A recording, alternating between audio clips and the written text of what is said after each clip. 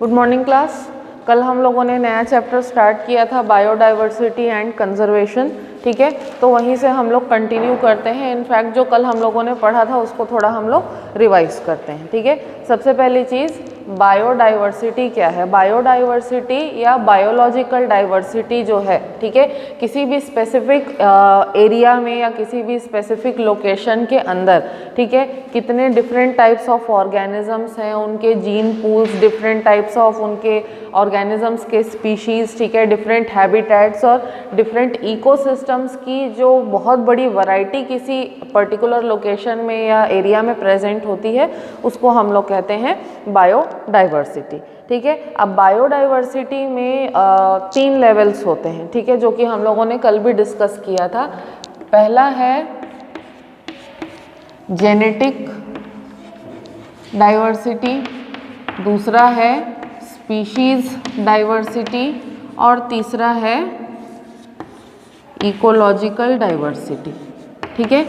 3 levels of biodiversity होते हैं, genetic, species और इकोलॉजिकल। तीनों में क्या डिफरेंस है?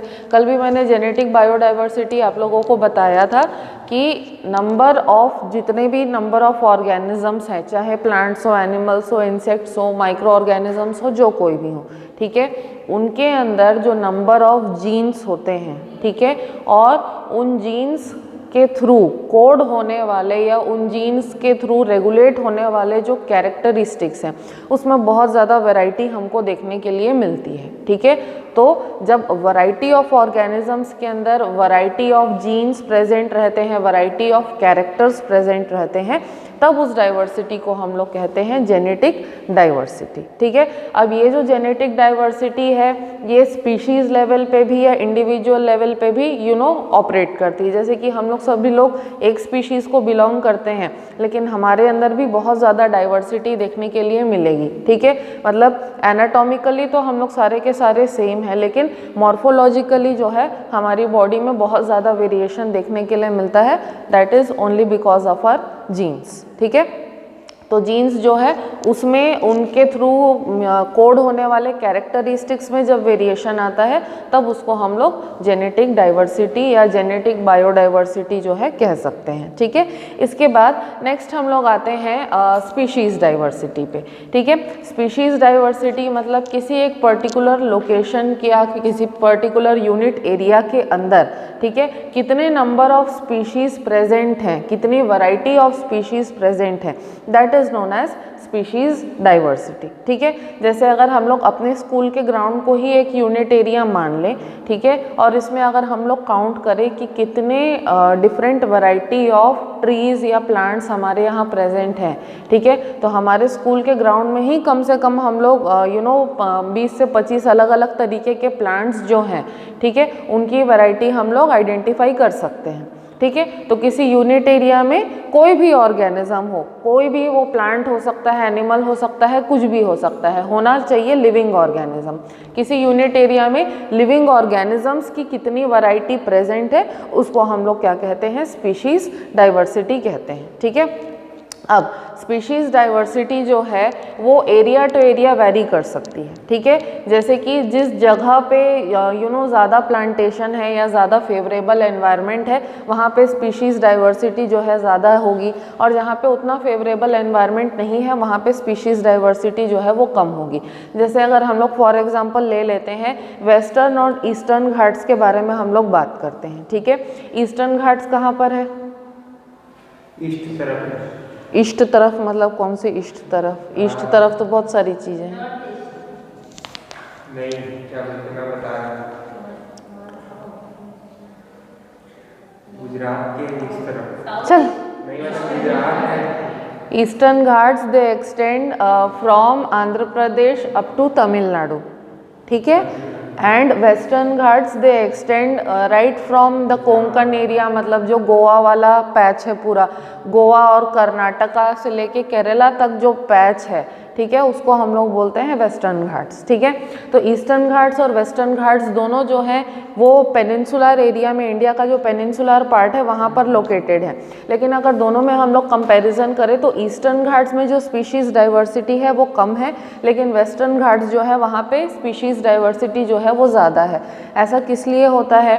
ऐसा इसलिए होता है कि वेस्टर्न घाट्स और ईस्टर्न घाट्स में जो टाइप ऑफ प्लांटेशन है, मतलब जिस टाइप का वेजिटेशन वहाँ पे प्रेजेंट है उसमें चेंज आता है, उसमें डिफरेंस है, टोपोग्राफी में चेंज है और जो एनवायरमेंटल कंडीशंस है उसमें थोड़ा सा चेंज आता है। ठीक है, तो ये सारी चीज़ों का अगर हम लोग अंडर कंसिडरेशन लें तो ज़्यादा फेवरेबल एनवायरनमेंट जो है ऑर्गेनिजम्स के लिए वो वेस्टर्न घाट पे है। ठीक है, तो वहाँ पे स्पीशीज़ की डाइवर्सिटी जो है वो ज़्यादा है और ईस्टर्न घाट पे उसके कंपैरिजन में स्पीशीज़ की डाइवर्सिटी जो है वो थोड़ी कम है। ठीक है, इस तरीके से मतलब location to location species diversity जो है चेंज होती है। ठीक है, और एक चीज़ है कि स्पीशीज़ डाइवर्सिटी जो है वो बढ़ती है, इंक्रीज़ होती है जब आप एक बड़े एरिया को कंसिडरेशन में लो। अगर इस क्लासरूम को हम लोग यूनिट एरिया मान लेते हैं, ठीक है, तो यहाँ पे कितने स्पीशीज़ ऑफ ऑर्गेनिजम्स होंगे? ठीक है, हम लोग हैं, हमारी एक स्पीशीज़ हो जाएगी। और अगर कीड़े मकोड़े बहुत ज़्यादा, अगर हम लोग माइक्रो ऑर्गेनिजम्स वगैरह को भी गिन लें, ठीक है, तो भी हम लोग ज़्यादा से ज़्यादा मान लेते हैं कि 50 से 60 स्पीशीज़ जो हैं वो यहाँ पे प्रेजेंट है। ठीक है, लेकिन अगर हम लोग क्लासरूम के बाहर निकलेंगे, हमने अगर पूरे स्कूल के ग्राउंड को कंसिडर किया तो ऑब्वियसली स्पीशीज़ की डाइवर्सिटी क्या हो जाएगी? इंक्रीज़ हो जाएगी, क्योंकि हम लोग बाहर रहने वाले प्लांट्स जो है उनको भी अंडर कंसिडरेशन लेंगे, सॉइल के अंदर रहने वाले इंसेक्ट्स, अर्थवॉर्म, माइक्रो ऑर्गेनिज्म सबको कंसिडरेशन लेंगे तो स्पीशीज़ की डाइवर्सिटी क्या हो जाएगी? इंक्रीज़ हो जाएगी। तो larger the area, larger is the species diversity and smaller the area, smaller is the species diversity. ठीक है, तो लार्जर एरिया में हमको हमेशा ज़्यादा स्पीशीज़ की डाइवर्सिटी जो है वो देखने के लिए मिलेगी। ठीक है, अब यहाँ पर एक और टर्म निकल के आता है जिसको हम लोग स्पीशीज़ रिचनेस कहते हैं। ठीक है, तो स्पीशीज़ रिचनेस क्या है? स्पीशीज़ रिचनेस सिर्फ स्पीशीज़ डाइवर्सिटी है जब हम लोग उसको एक यूनिट एरिया में कैलकुलेट कर रहे हैं। अगर एक यूनिट एरिया के अंदर हम लोग स्पीशीज़ की डाइवर्सिटी को कैलकुलेट करते हैं तब उसको हम लोग कहते हैं स्पीशीज़ रिचनेस। लेकिन अगर हम लोग यूनिट एरिया के बाहर जा कर के यूनिट एरिया से भी बड़ा एरिया अगर कंसिडरेशन में लेते हैं तब वो हो जाता है स्पीशीज़ डाइवर्सिटी। बस उतना डिफरेंस है। यूनिट एरिया के अंदर हो जाएगा स्पीशीज़ रिचनेस और यूनिट एरिया से अगर बड़ा एरिया हम लोग कंसिडरेशन में लेंगे तब हो जाएगा स्पीशीज़ डाइवर्सिटी। ठीक है, अब इसके बाद नेक्स्ट हम लोग आते हैं इकोलॉजिकल डाइवर्सिटी पर। ठीक है, इकोलॉजिकल डाइवर्सिटी का मीनिंग क्या है कि इकोलॉजिकल डाइवर्सिटी जो है वो जनरली कम्युनिटी या इकोसिस्टम के लेवल पे ऑपरेट करता है। ठीक है, तो कम्युनिटी या इकोसिस्टम के लेवल पे हम लोग देखें तो जो यूनिक या जो रीजनल कंपोनेंट्स है वो इसमें बेसिकली कंसिडरेशन में आते हैं। और इकोलॉजिकल डाइवर्सिटी का बेसिक मीनिंग ये होता है कि किसी भी एक इकोसिस्टम के अंदर कितने नंबर ऑफ हैबिटेट्स हैं, कितने नंबर ऑफ नीशेस हैं, ठीक है, कितने नंबर ऑफ इकोलॉजिकल इंटरैक्शंस हैं। तो जब सब चीज़ को हम लोग कंसिडरेशन में लेते हैं किसी इकोसिस्टम में, ठीक है, तब उसको हम लोग कहते हैं इकोलॉजिकल डाइवर्सिटी। समझ आया? एक बड़े से एरिया में जहाँ पे कम्युनिटी या इकोसिस्टम के लेवल पे काम होता है उसके अंदर में कितने इकोसिस्टम्स हैं, ठीक है, कितने हैबिटेट्स हैं, ठीक है, कितने पॉपुलेशंस हैं, पॉपुलेशंस के बीच में कितने इंटरैक्शंस हैं, उसमें हमको जितनी ज़्यादा वैरायटी मिलेगी उसको हम लोग कहेंगे इकोलॉजिकल डाइवर्सिटी। समझ आया कुणाल? नहीं? जैसे एक एग्जांपल हम लोग ले लेते हैं, एक बड़ा सा मैदान है, ठीक है, एक बड़ा सा मैदान है और मैदान मतलब काफ़ी बड़े एरिया में फैला हुआ है और मैदान के एक एंड पे जाकर के पहाड़ वगैरह प्रेजेंट है। ठीक है, अब उस मैदान के एंड पे, एक एंड पे पहाड़ है, ठीक है, मैदान में फिर बहुत सारे जानवर, पेड़ पौधे वगैरह वगैरह रहते हैं, ठीक है, और मैदान के अंदर ही एक बड़ा सा लेक भी है, बड़ा सा तालाब है, लेक है, ठीक है। अब यहाँ पे बहुत सारे अलग, ये एक बड़ा सा इकोसिस्टम हम लोग इसको मान लेते हैं, ठीक है। अब इसमें अलग अलग लेवल पे अलग अलग हैबिटेट्स जो है वो प्रेजेंट रहेंगे। जैसे कि अगर पॉन्ड है तो एक पॉन्ड इकोसिस्टम वहाँ पे प्रेजेंट रहेगा, ठीक है। मतलब पानी के अंदर रहने वाले माइक्रो ऑर्गेनिजम्स, फाइटोप्लैंक्टन, जूप्लैंक्टन, एल्गी वगैरह वगैरह, दूसरे एक्वेटिक प्लांट्स होंगे, फिशेज वगैरह होंगे, इंसेक्ट्स होंगे, ठीक है, जो कि पॉन्ड के ऊपर डिपेंडेंट है। तो ये एक पॉन्ड इकोसिस्टम रहेगा। दूसरा, आसपास मैदान है तो मैदान होने की वजह से वहाँ एक टेरेस्ट्रियल इकोसिस्टम जो है वो ऑपरेट करेगा। मतलब मैदान में रहने वाले बहुत सारे हर्बीवोर्स होंगे, उनको कंज्यूम करने वाले कार्निवोर्स होंगे, प्रोड्यूसर्स होंगे, इंसेक्ट्स वगैरह होंगे, है ना। तो ये एक टेरेस्ट्रियल इकोसिस्टम ऑपरेट करेगा वहाँ पे। उसके बाद मैदान के एंड पे पहाड़ भी हैं, ठीक है। तो पहाड़ होने की वजह से वहाँ एक माउंटेन इकोसिस्टम जो है वो भी डेवलप होगा। पहाड़ पे रहने वाले जो, मतलब पहाड़ पे ग्रो करने वाले जो प्लांट्स हैं, पहाड़ पे रहने वाले कई सारे एनिमल्स भी होंगे, ठीक है, जो एक एल्टीट्यूड पे रहते हैं, सरवाइव करते हैं। कई सारे माइक्रो ऑर्गेनिजम्स भी वहाँ पे प्रेजेंट होंगे, तो वो एक हैबिटेट हो जाएगा, ठीक है। तो एक बड़ा इकोसिस्टम है, उसमें हमको 3 हैबिटेट मिल रहे हैं, ठीक है। अब हर हैबिटेट में जितने भी ऑर्गेनिजम्स हैं सबके बीच में कुछ ना कुछ इंटरेक्शन जो है बन रहा होगा, ठीक है। तो जब एक बड़े इकोसिस्टम में मल्टीपल हैबिटेट्स प्रेजेंट हो, मल्टीपल नीशेस प्रेजेंट हो, या मल्टीपल ऑर्गेनिजम्स के बीच में मल्टीपल इंटरेक्शंस डेवलप हो रहे हो, तब उस तरीके की डाइवर्सिटी को हम लोग इकोलॉजिकल डाइवर्सिटी कहते हैं। समझ आया? एस्चुअरीज जो है ये बेसिकली क्या होता है, जहाँ पे नदी और समुद्र का पानी मिलता है ना, उसको एस्चुअरी बोलते हैं। मीडो मतलब सिंपल ग्रासलैंड होता है, जिसको हम लोग क्या बोलते हैं, मैदानी इलाका बोलते हैं, जहाँ गाय भैंस चरती है, ठीक है, उसको मीडो बोलते हैं, ठीक है। मीडो में बेसिकली घास ज़्यादातर ग्रो होती है, ठीक है। ग्रासलैंड और मीडो में घास ज़्यादातर ग्रो होती है, और प्लेन जिसको हम लोग बोलते हैं, प्लेन में बड़े ट्रीज़ वगैरह का भी प्रेजेंस होता है, ठीक है। तो वो टाइप ऑफ वेजिटेशन के बेसिस पे हम लोग उसको डिफ्रेंशिएट करते हैं, ठीक है।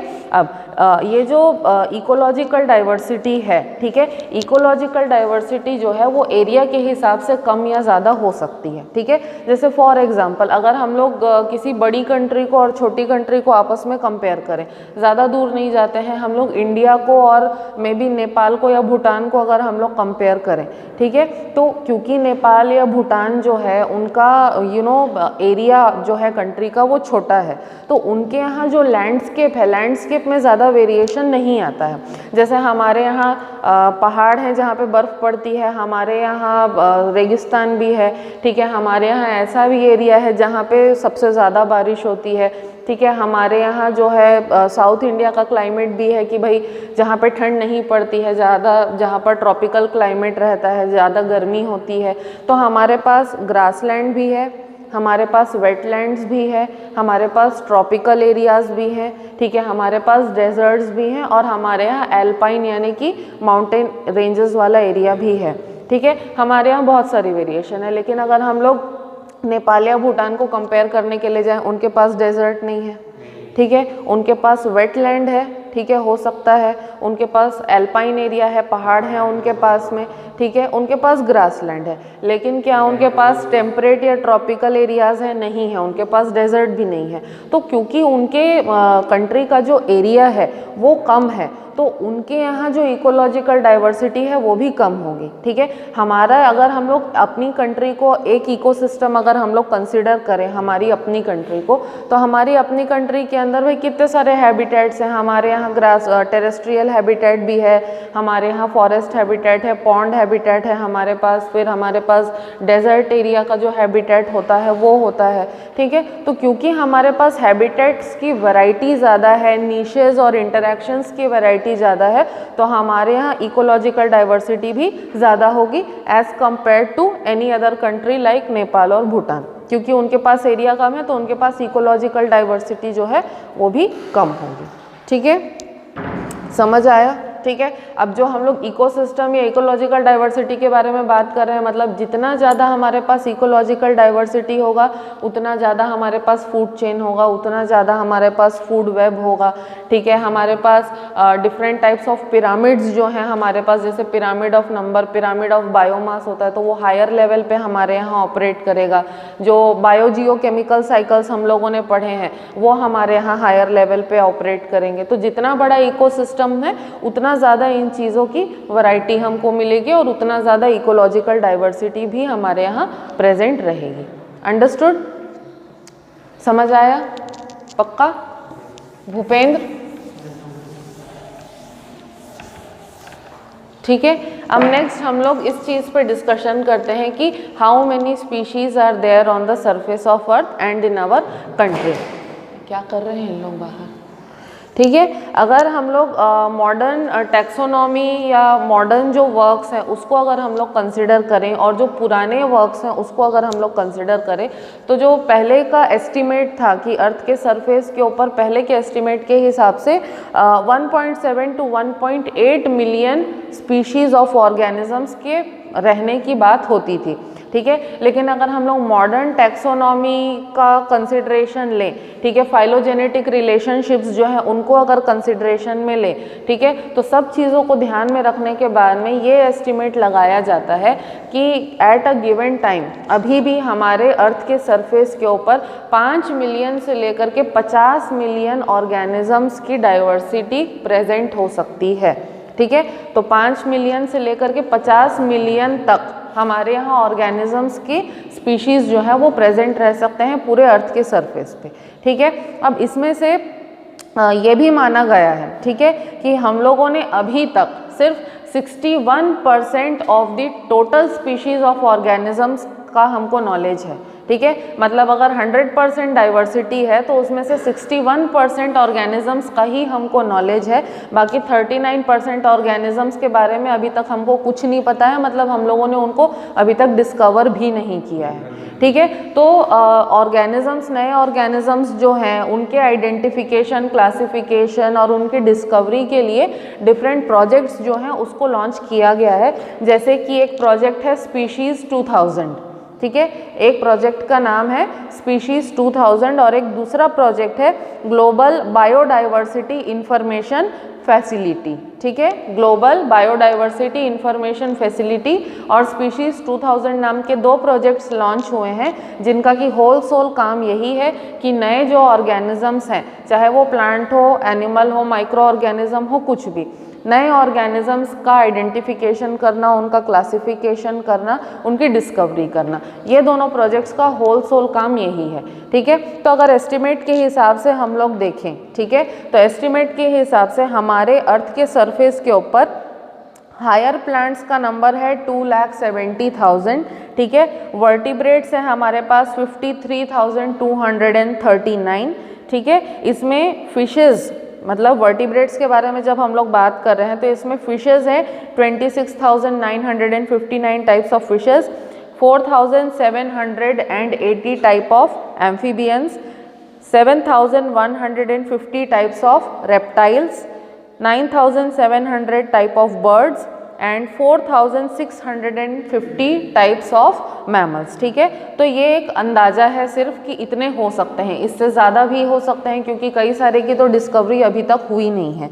ठीक है। तो ये जो नंबर ऑफ एनिमल स्पीशीज़ है, ठीक है, या नंबर ऑफ प्लांट स्पीशीज़ जो है, इसमें बहुत ज़्यादा वेरिएशन हमको देखने के लिए मिलता है। जैसे कि अगर हम लोग नंबर ऑफ इंसेक्ट्स देखें तो नंबर ऑफ इंसेक्ट्स जो है वो वर्टिब्रेट्स या दूसरे एनिमल्स के से भी बहुत ज़्यादा होता है, ठीक है। तो इतने हायर नंबर ऑफ इंसेक्ट्स के होने का कोई हमारे पास पर्टिकुलर एक्सप्लेनेशन नहीं है, हो सकता है इससे भी ज़्यादा हमारे पास में इंसेक्ट्स जो हैं वो प्रेजेंट हो, ठीक है। या फिर अगर फंगस का नंबर हम लोग देखें तो फंगस जो है हमारे पास 70,000 डिफरेंट टाइप्स ऑफ फंगस हैं, ठीक है, अर्थ के सरफेस के ऊपर। तो इतने हायर नंबर में फंगस के होने का भी कोई रीज़न हमारे पास अभी तक नहीं है, ये एक्सप्लेनेबल नहीं है। ठीक है, तो धीरे धीरे जैसे जैसे टैक्सोनॉमिस्ट जो है अपना अपना वर्क फर्दर पुटअप करते जा रहे हैं और नए ऑर्गेनिजम्स की डिस्कवरी करते जा रहे हैं, तो एक एस्टिमेट है कि हर साल कम से कम 10 से 15 हज़ार नए ऑर्गेनिजम्स की स्पीशीज़ जो है उनकी डिस्कवरी होती है।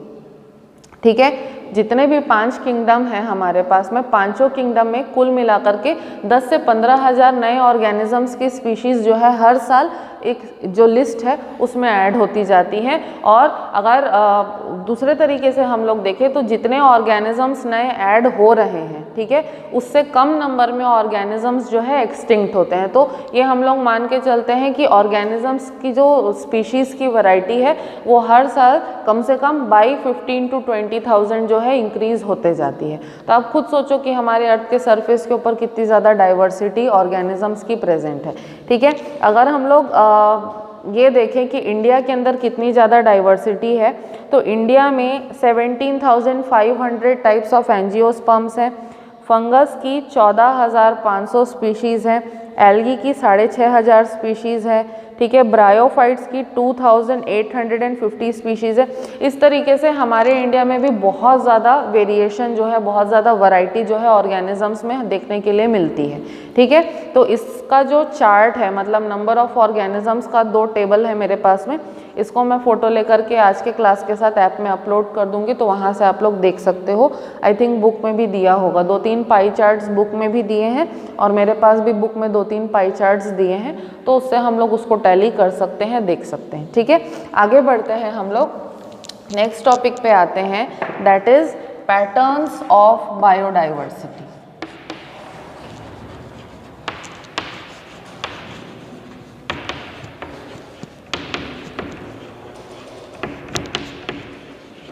ठीक है, पैटर्न्स ऑफ बायोडाइवर्सिटी। अब बायोडाइवर्सिटी जो है, जो मैंने पहले भी बताया था कि यूनिफॉर्म नहीं होता है ऑल ओवर द वर्ल्ड। ठीक है, कहीं पे अगर मतलब क्लाइमेट फेवरेबल नहीं है तो वहाँ पे डाइवर्सिटी जो है कम होगी, और जहाँ पे क्लाइमेट फेवरेबल है वहाँ पे डाइवर्सिटी जो है ऑर्गेनिजम्स की वो हमेशा ज़्यादा होगी। ठीक है, तो कुछ ग्रेडियंट्स हैं या कुछ फैक्टर्स हैं जो कि बायोडाइवर्सिटी को एक्सप्रेस अफेक्ट करते हैं उसको। ये जो ग्रेडियंट्स या ये जो फैक्टर्स हैं, ये बेसिकली कंट्रोल करते हैं किसी भी एरिया के रहने वाले क्लाइमेट को, और क्लाइमेट जो है वो डिसाइड करता है कि कितने ऑर्गेनिजम्स की डाइवर्सिटी उस एरिया में प्रेजेंट होगी। ठीक है, तो ये जो ग्रेडियंट्स हैं, ठीक है,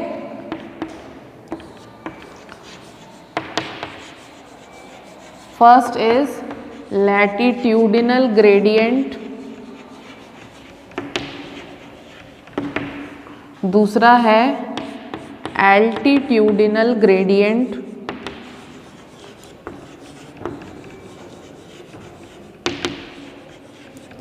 ठीक है, latitudinal gradient and altitudinal gradient, then species and area relationships.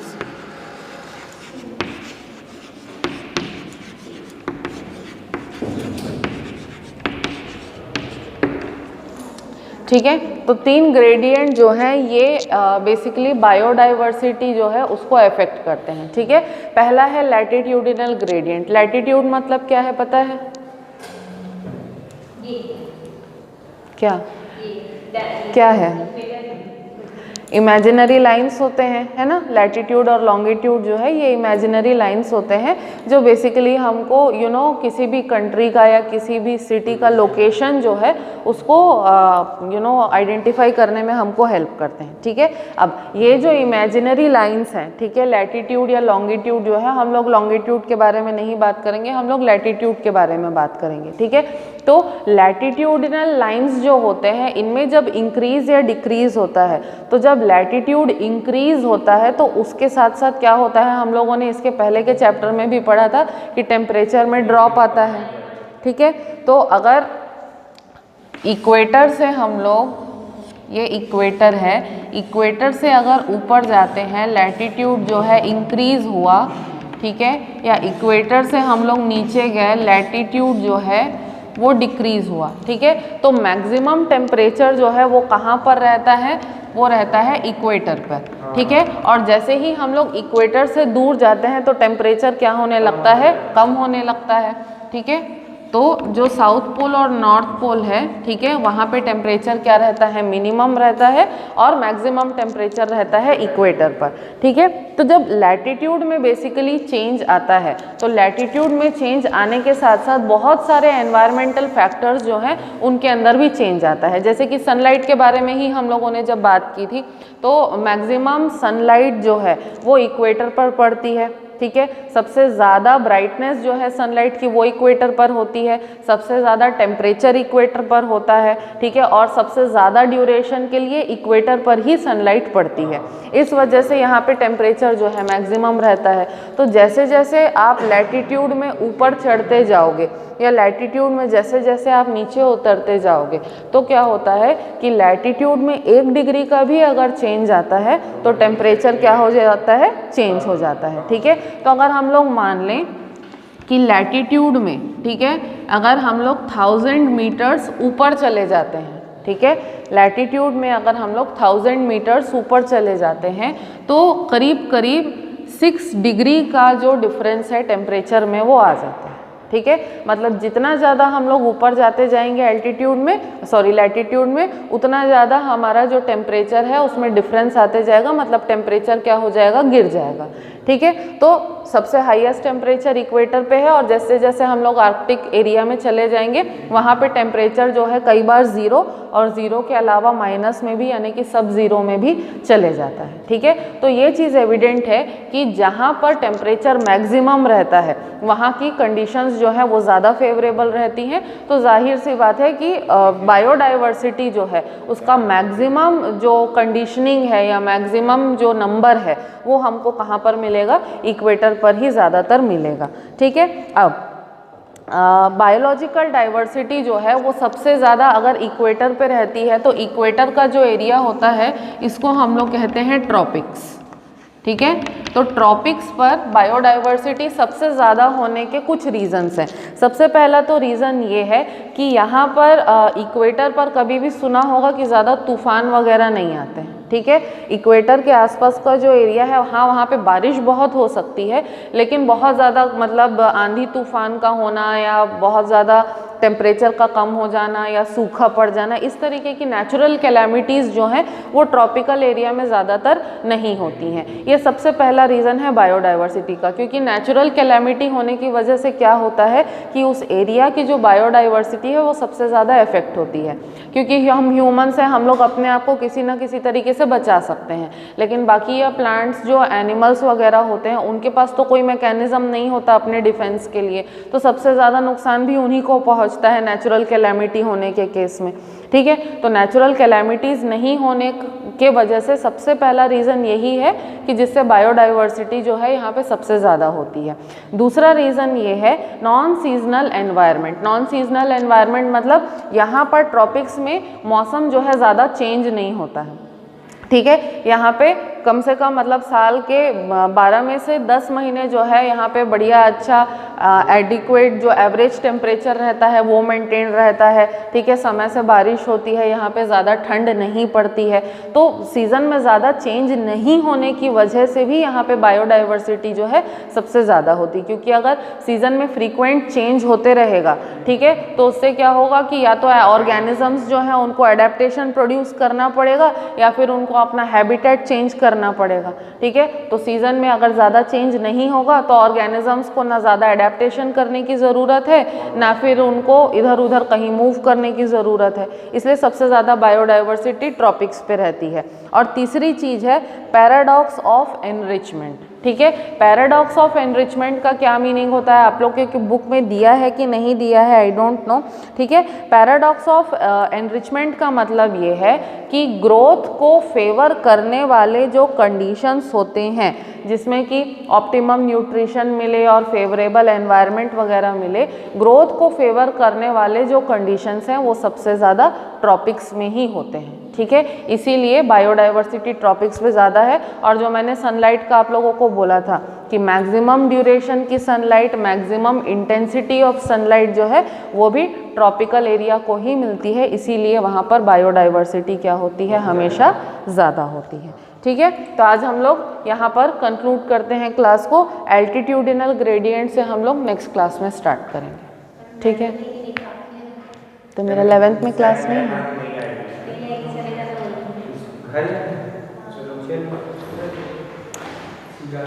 11th की क्लास है मेरी। ठीक है, 11th की क्लास लेनी है मेरे को, इसीलिए मैं क्लास एक्चुअली कंक्लूड कर रही हूँ, नहीं तो मैं और लंबा पढ़ा देती तुम लोगों को। ठीक है।